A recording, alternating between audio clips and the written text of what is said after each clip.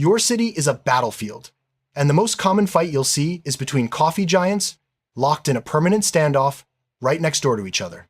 You've probably seen videos online that use simple parables like ice cream sellers on a beach to explain why they do this.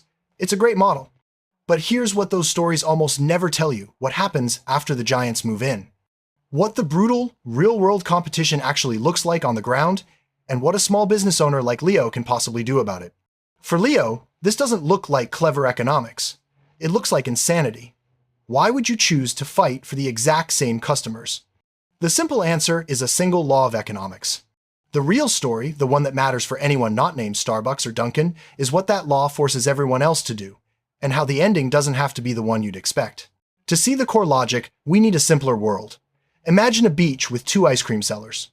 At first, they split the territory. But then, Seller A gets a greedy idea. By moving to the center, Seller A could steal customers.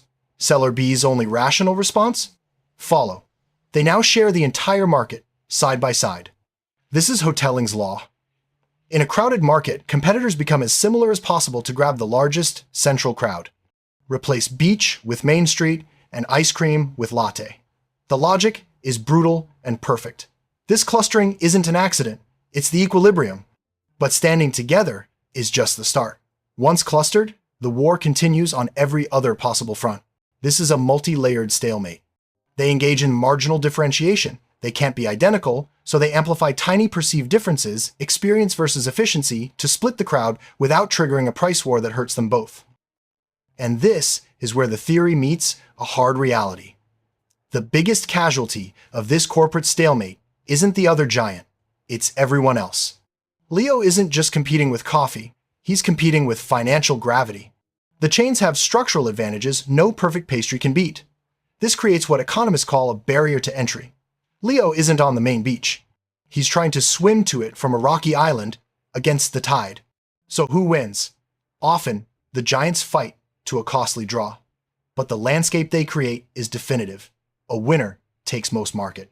The clusters act like economic black holes, pulling in the vast majority of customer traffic and capital. The game on the beach is so efficient at capturing the mainstream crowd that it leaves little oxygen for anything on its own terms nearby. The rule becomes replicate, don't innovate. This presents the true strategic choice. You cannot beat the giants at the beach game. Their scale, their location, their model is optimized for it. So the only viable move is to play a completely different game. For Leo, success means abandoning Hotelling's law entirely. It means radical differentiation. Not fighting for the center of the beach, but building a unique destination so compelling it attracts customers who aren't even looking at the beach. He's not competing on convenience or price, but on uniqueness and community. The coffee shop wars show us that in economics, you often have only two choices: fight for the crowded center, or have the courage to build a new center altogether.